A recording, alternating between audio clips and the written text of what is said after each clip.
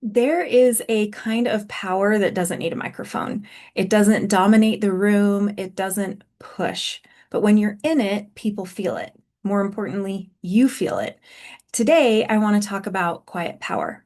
What it actually means, how to recognize when you've lost touch with it, and how to reclaim it in a world that keeps telling you to be louder, brighter, and more. So let's begin.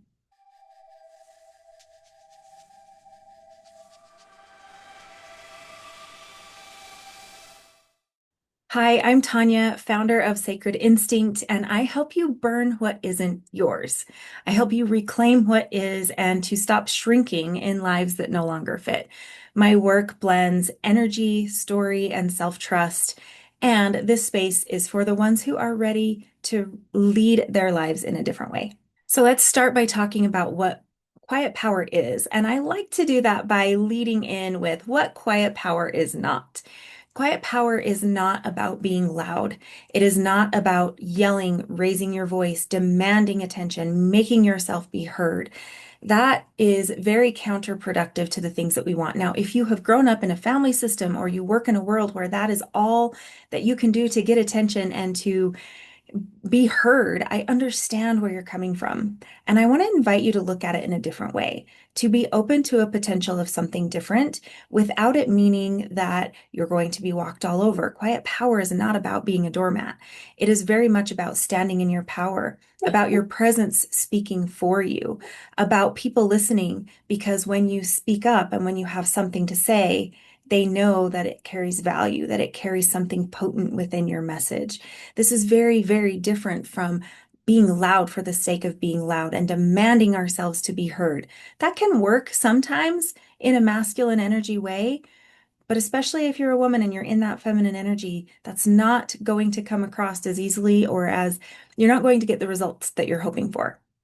We see that a lot, and we see ourselves trying because we have grown up in a world where masculine energy is where people are in leadership positions or where people are being taken seriously. So we try to emulate the power that we see to be able to have that power ourselves, but it falls flat.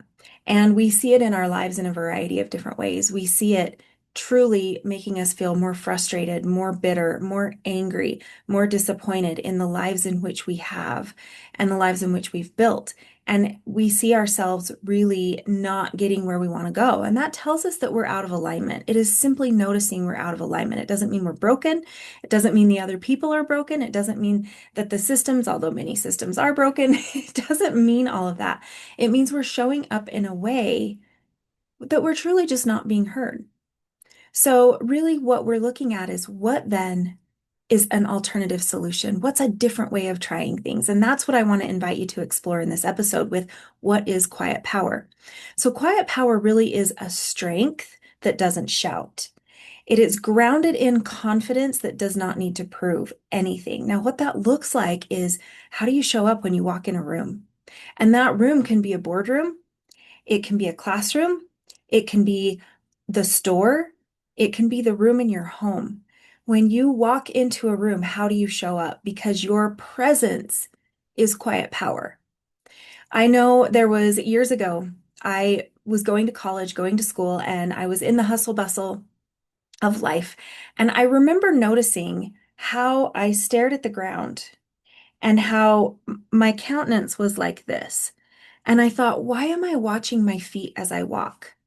I'm not concerned of tripping and falling. Of course, yes, maybe I will, and I'll make an ass of myself and be embarrassed, but so what? That's human, right? But it was very much, I just recognized diverting my eyes, shrinking myself, and watching the ground as I was walking. And I started to get curious about that because that is what quiet power is curiosity in who you are and why you show up the way in which you do. And I started to just give myself an invitation to walk with my head up, to go slower if I needed to, if I was worried I was going to trip and fall, but to trust that I could see the path before me, even by looking straight.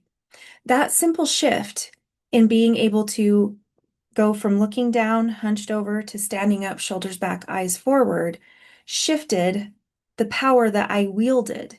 It shifted the way I showed up, even in the hallway. It shifted the way I made eye contact with others, with the professors in the hallway, with the other students in the hallway. It really changed my ability to just offer a smile. I allowed myself to be seen. And that is a step in quiet power. That is what quiet power is allowing ourselves to be seen, allowing ourselves to take up space. It was not loud.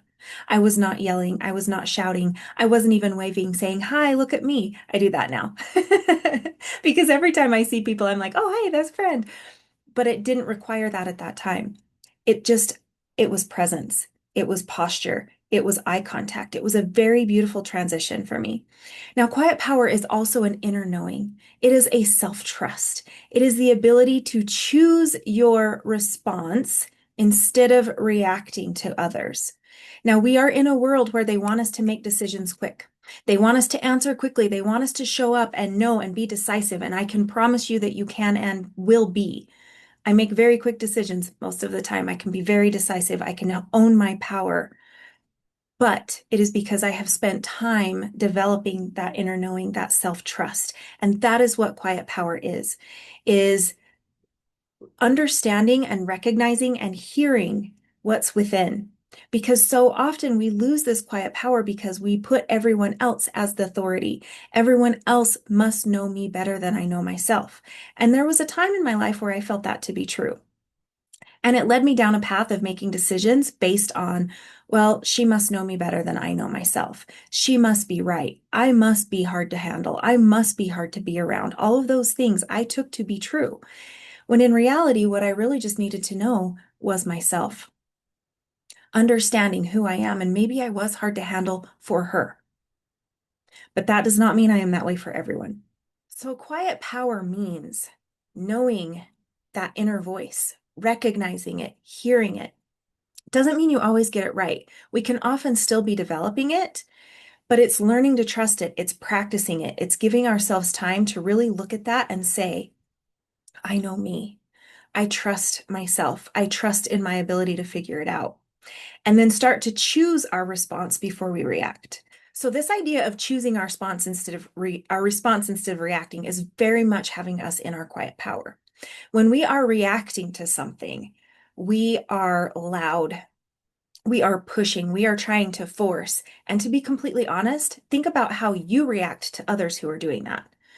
Now, I'm not talking necessarily about being a victim in a situation because that is very different. I'm talking about our day-to-day typical responses. When someone gets loud and they try to shove a belief or a new way of being down your throat, you don't respond with positivity. You don't respond by saying, oh, maybe they're right. When someone comes at us from that place of reaction, we tune them out. We don't take them seriously. We look at that as them having a moment, and it very rarely creates change. And we see that in our own behavior. Look at the times that you have reacted to something through that loud force, yell, upset. Even if your volume isn't going loud, your energy is loud behind it. People aren't taking you seriously, right?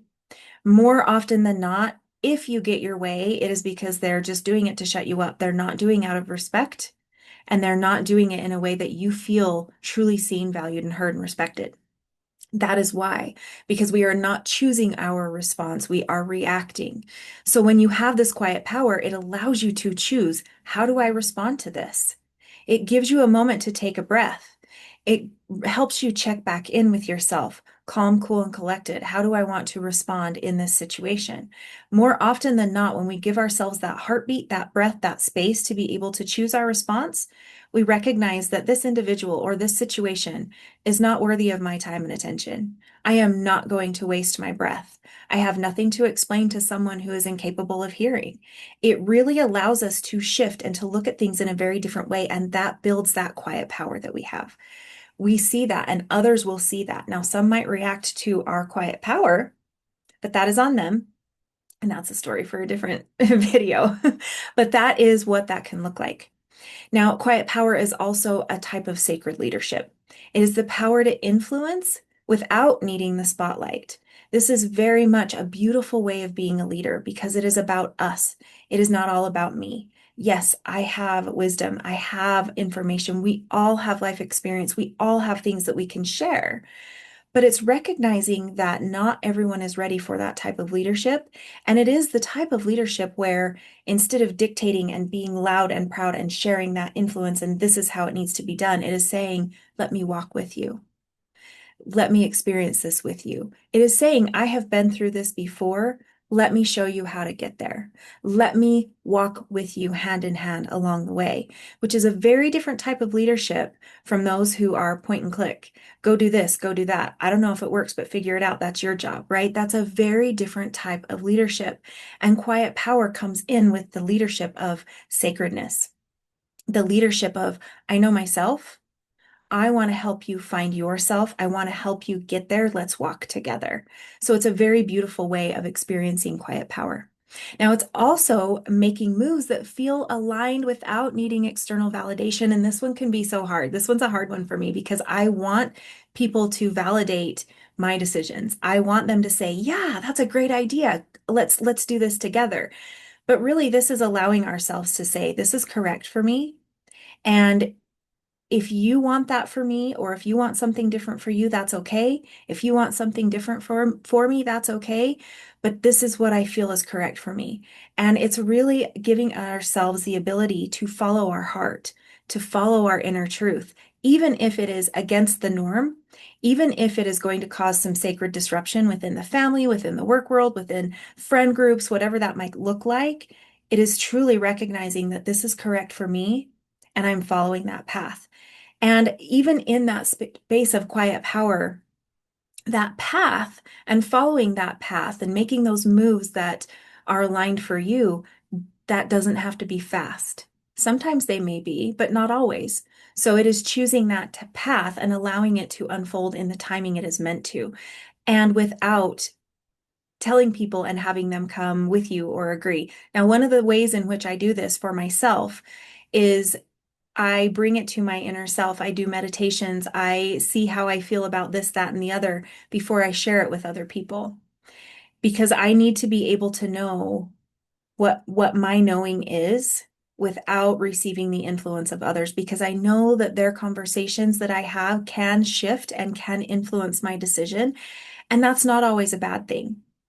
But I want to be able to be pretty solid in what I'm going to do before I share that with others, before I totally open up to that, not in a way of distrust, but in a way of knowing myself, understanding where I am completely, because oftentimes people project onto us where they are, and they don't want us to make a decision, or they do want us to make a decision, but it is coming from their lens and where they are and the experiences that they have had and all of the knowing that they have. And most often it is out of love for us, but they don't know where I am. They don't know where you are. They don't know all the experience, all the things you're experiencing, all the steps and the decisions that have happened prior to lead up to where you are. So this is really about making those moves without needing other people to say, yeah, that's a good idea. It's a bonus when they do, but it's not a requirement. Now, this quiet power is also very much connected to sovereignty, to our own personal authority. We are the authority of us, of our lives. There is no one else on the planet, no matter how close you are to them, who knows what you've been through, what that has meant to you, and the lessons and the wisdom that has been gained, and the experiences that you have had, and what has been created based on each and every event. The only person who is an expert on you and your life is you. That is what quiet power is. And it is not insisting that other people see it. It is not insisting that they understand it, because there is something in our culture that makes us think that other people need to understand us. And that is where we lose a lot of this power, because other people can't. They can't ever truly understand. They might relate, it might resonate, it might ring true, but they will never truly understand you. And that's okay. They are not necessarily meant to. They can still have compassion and hold care and love for you. But this is very different. So quiet power is connected to that sovereignty of, I know me. I will be the authority in my life. It is also self-awareness, because this is where self-awareness is incredibly important. It is quiet power. When we understand why we're doing the things we're doing, when we're understanding why we feel we want to react to that situation in that scenario, we have an entirely new perspective on life. It's also recognizing our energetic boundaries. So this is where we know that I have the energy for this. I don't have the energy for that. This individual will always be at arm's length. That is an energetic boundary. So it is really recognizing in that quiet power, am I saying yes to this because I have the energetic bandwidth, or am I saying yes to this because I'm feeling a need to please someone else? That is what that can look like. Really looking at our energetic boundaries. That is part of what helps us step into our own quiet power. Notice none of these are loud. None of these are reactive. These are all internal. Now, quiet power can be mistaken for being passive, but it's not. It's incredibly intentional. It is incredibly purposeful. It is understanding who I speak to, why I speak to, and this person may be voted off the friend island because they don't respect my boundaries, or they feel that that me being in my quiet power gives them an opportunity to use me as a doormat. That is not what's going to happen here. And so really noticing that it's not often on the outside mistaken as passivity. It is within. If I'm fearful that if I show up in my quiet power, that I will be disrespected, that I won't be seen, that I will be walked all over, that is my internal work that I need to do. But what I see more than anything is people in their quiet power, others notice them. It comes with a little bit of an energy of, I know something and I hold so much power, don't mess with me. And there is an energy exchange there.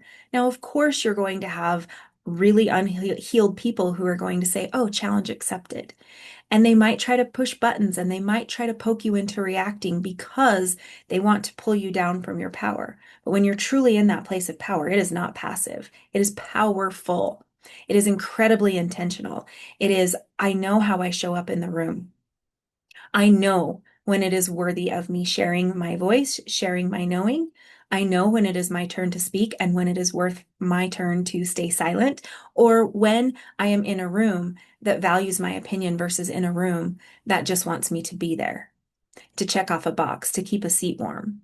That is your quiet power. It is knowing what your rooms are, which rooms you're meant to be in, which rooms you need to exit. That is incredibly intentional and it is very, very powerful, and it is anything but passive. Now, let's talk about what it looks like when you aren't in your quiet power. A lot of these maybe I've kind of hinted at, but let's make sure that we hit these home so that you can really know, am I in my quiet power or not? So, one thing that happens when we are not in our quiet power is we start second guessing ourselves. We are constantly second guessing ourselves. And especially when we're around people who have stronger personalities. I used to have a mental saying in my mind where I would say, it's okay, they can be wrong. And it wasn't in a conceited, hair flippy way. It was in me knowing that what they were saying doesn't resonate with me. It doesn't land with me. And that's okay. I didn't have to argue. I didn't have to fight. But what I chose was to not take on their beliefs and not take on those behavior and thought patterns. So that can also be you in your power. However, when you are with those type of strong personalities and you start saying, oh, that makes more sense, they're probably right, and we start second guessing our own knowing, that is when we have lost touch with our quiet power. Now, that doesn't mean that we don't know or that we know everything, because we don't, right? And the perspective of others can truly change our lives. That quiet power, when we're not in it, we just start taking them as theirs is truth rather than allowing ourselves to bring it back to ourselves and say, do I actually align with what they're saying? That is the difference, right? When I'm second guessing myself, when I'm making myself wrong, when I'm saying, oh, they're so right, I just need to do this, rather than, oh man, I can totally see where that is coming up for me. That's a very different way of approaching what can be coming from someone else. So if you're second guessing yourself constantly, you are not in your quiet power. And one thing you can do is start to look at all the ways in which you're second guessing yourself. Most of them don't even matter. Most of it, it's like, who cares? So many times we're asking people, should I do this and should I do that, with things that it doesn't matter. It does not matter. So start with those little things. Does it matter if you choose the blue shirt or the red shirt? No, it doesn't. Choose one. Those little things can really help you start to tune into your pattern or your power when you stop asking others for that authority, that validation. Now, another way it comes out is when you say yes to things that drain you, or you shrink yourself to avoid conflict. So if you are constantly saying yes because someone is asking that of you, or you're jumping in to be able to help them when they haven't even asked for that help, you are out of your quiet power.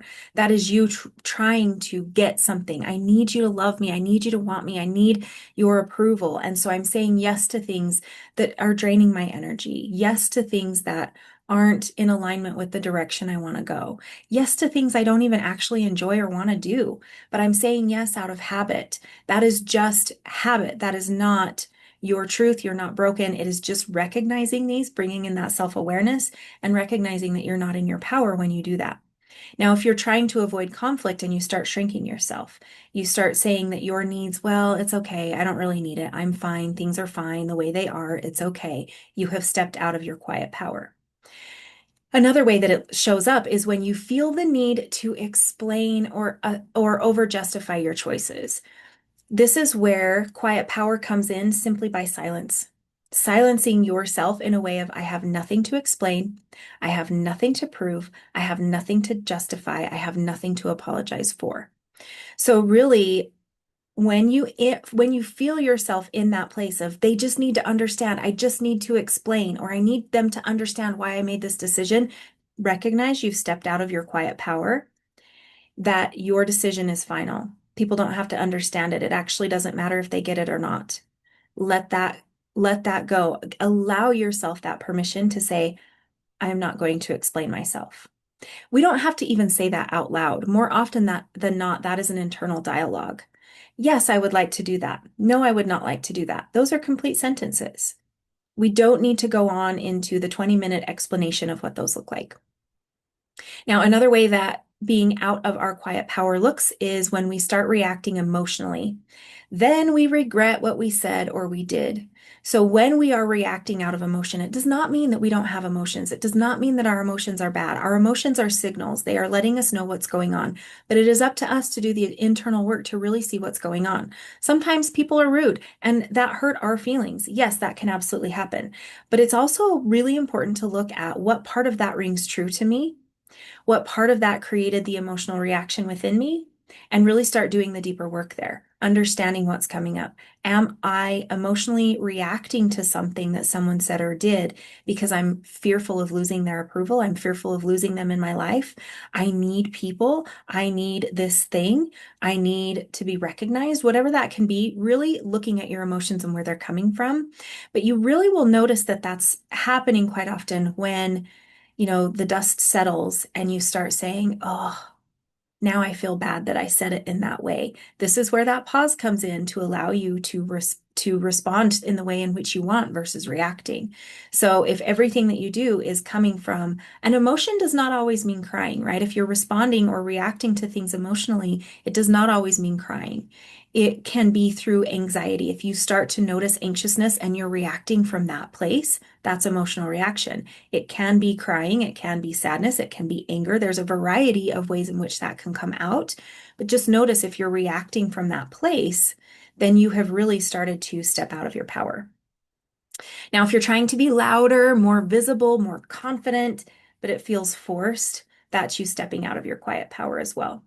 Quiet power is making an intention. Who am I when I walk in the room? Anytime I end up on a new committee or I get to go to a new meeting, quite often I will, yes, I love to see the people and say hello to people that I know, but I like to stop and listen and start to hear the conversations, to listen to the topics that are being discussed, to notice who is speaking more than others, and really to just start to read the room, to start to gain a little bit of comfort and awareness of what's going on in there. And over time, perhaps that will shift for me, and perhaps I will continue to people watch and observe.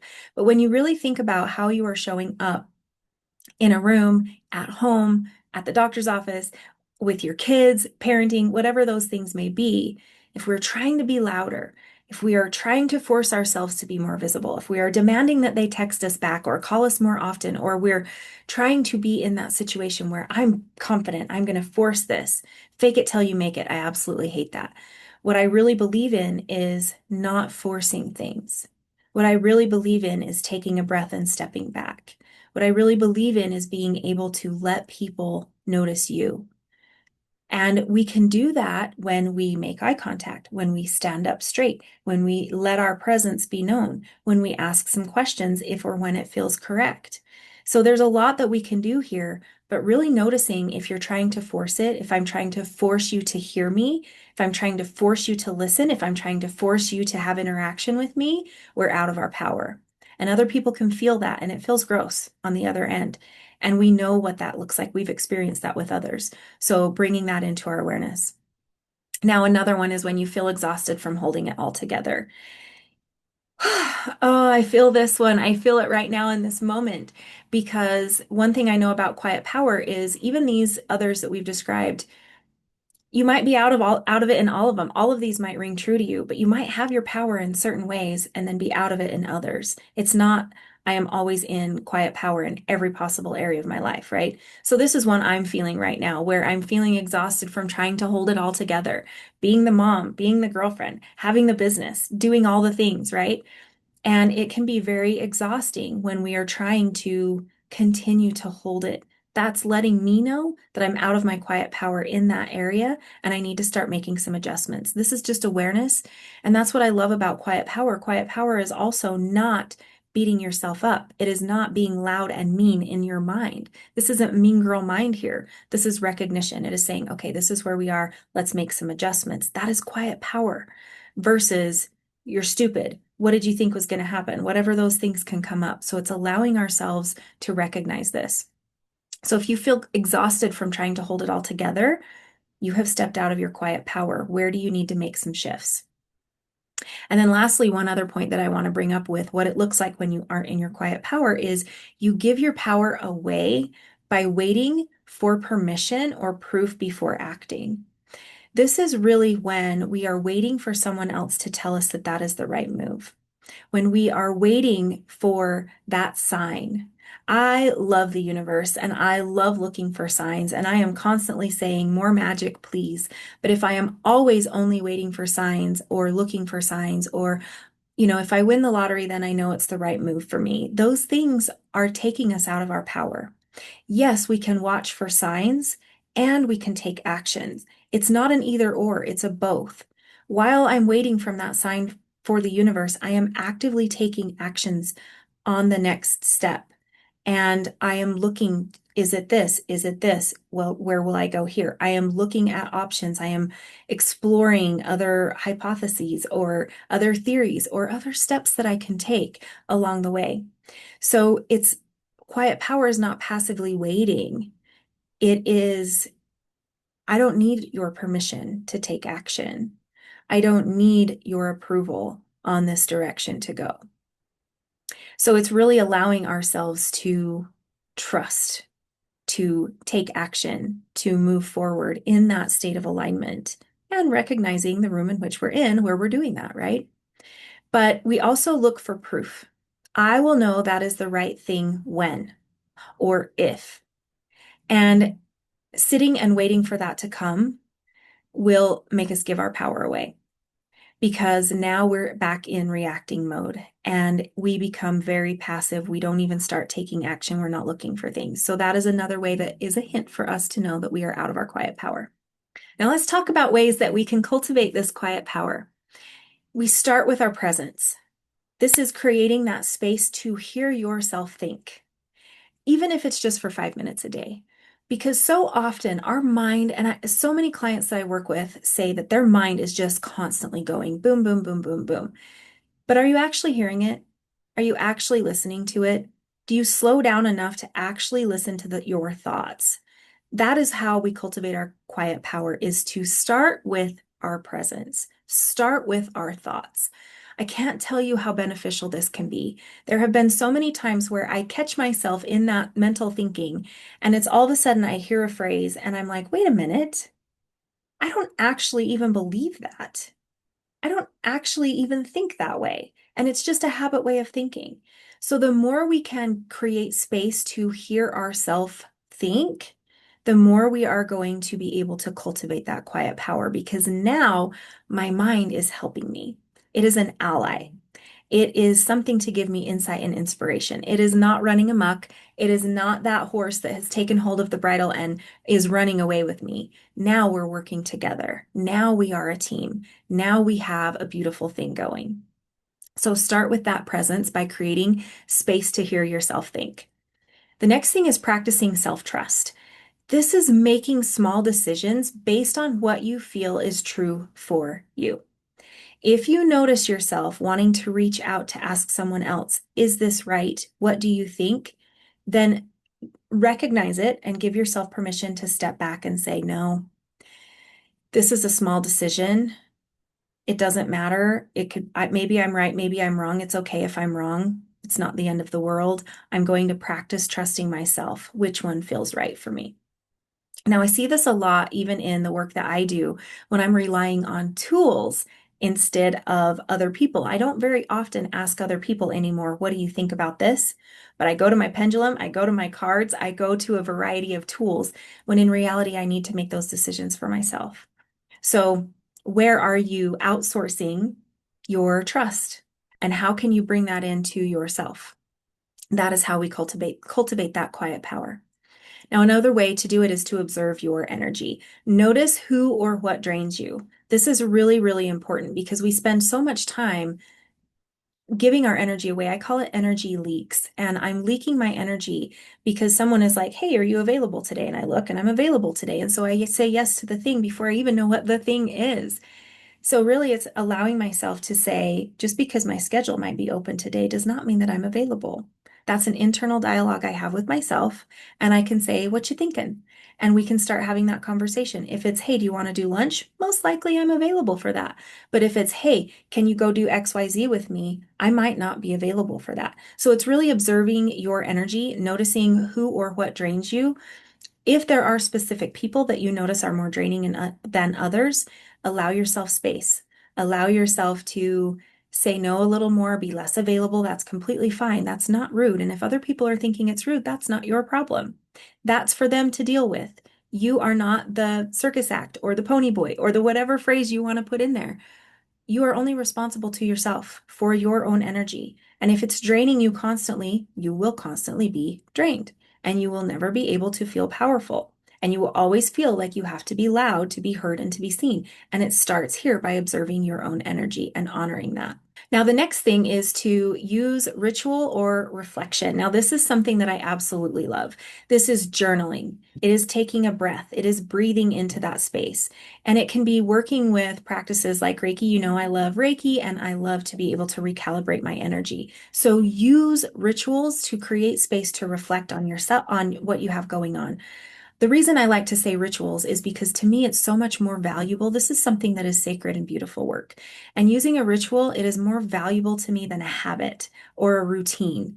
Those to me are, I don't know, they're kind of the same thing, but this is a sacredness. A routine to me is something that someone else said that I should create, where a ritual to me is something that I'm creating that is very sacred, that is very intentional, very purposeful for creating my quiet power, for tapping into that power. So, where can you create a ritual or have some reflection time throughout your day? Is it in the evening? Is it in the morning? Is it in the middle of the day? One of my favorite rituals is just to hold my coffee in the morning and sit with it. I send it Reiki. I love to be able to send that Reiki that I have this coffee for my greatest and highest good, that it support my energy, but really then being able to say, how do I want to show up today? What does that look like for me? Being able to create that ritual with my morning cup of coffee is very beautiful. Now, another way that you can cultivate your quiet power is to speak less and listen more. Now, this is a powerful experience, especially I'm a human design guide as well. So if you are a projector, this can be very valuable for you, but also if you have an open or an undefined throat center versus defined throat center, but both centers, whichever it is for you, this can be very valuable and very powerful when we start to speak less and listen more. Really, when we do speak, let it come from clarity, not fear. Let it come from, I'm a projector, so for me, it's an invitation that I'm looking for, and I'm watching for that energetic window. This is an art, this is a dance, and this is something that we can really start to practice. Now, how you practice it is by allowing yourself to see how it plays out for you. What happens when you go to a meeting or you're in a conversation and you shush? What does that look like? How does that advance your power for you? When you actually are in a conversation and instead of talking over and instead of spewing what you have to say, you listen to the other. You allow yourself to reserve your insights or your experience or what you're just bursting to say for them to complete their sentence and their thought. Notice how that shifts for you because that is a fabulous way of being able to cultivate quiet power. You are teaching that other person that they can trust you to listen, that they can trust you to hear them out. That is very rare today. So when you show up as that person who listens to what they have to say, who doesn't make the conversation all about you and your experience and how pissed off you are at these things, you can really allow them to share. And you're allowing them to share. And if they're open to hearing or receiving, then you are able to speak. It is about clarity. It is about knowing what it is that they need and asking, are they open to hearing it? You can ask them directly, you can ask the energy, but it's really responding from that place of clarity versus fear. Now, on the other side, fear shows up with, I have to share this. They have to know that I know. Really being able to speak less, listen more is a beautiful way to cultivate that quiet power within yourself and with the other person. You're building trust, you're building relationship, and that is incredibly powerful. Now, the last one that I want to share with you today on how to cultivate that quiet power is to remember. Quiet power isn't about necessarily being silent. It's about being sure. It is about trusting yourself. It is about remembering who you are. It is about remembering why you're here. Why are you here? And I don't necessarily mean on the planet. Why are you here in this moment? Why are you in that room? Why are you in this conversation at lunch? Why are you here? And how can I shift it to not, I'm not here to just sit here and be silent, but I am here to listen and I am here to gather whatever experience I can gather in this moment. So quiet power allows you to sit there. It allows you to be sure about why I'm here. There are times where I'm in a conversation where I'm like, why am I here? Why are they here? And when I'm quiet and when I'm listening and when I'm allowing that conversation to happen, inevitably there's a little shift and I go, oh, that's why I'm here. And that comes by remembering to allow these experiences to unfold. That quiet power isn't necessarily about being silent, but when we're listening, that is part of quiet power. And it allows us to shift our experience. We know what happens when we go through that. Now, if this stirred something in you, if you have been sensing that your strength doesn't look like the world's version of power, then I have a free guide for you, The Remembering, and it is for you. It's a quiet invitation back to yourself. And you can find it at the link below in the description. And if you're walking into this path too, I'd love to hear from you in the comments. You don't have to do it all loud to make it real. And this is where quiet power lives. So until next time, I'll see you soon.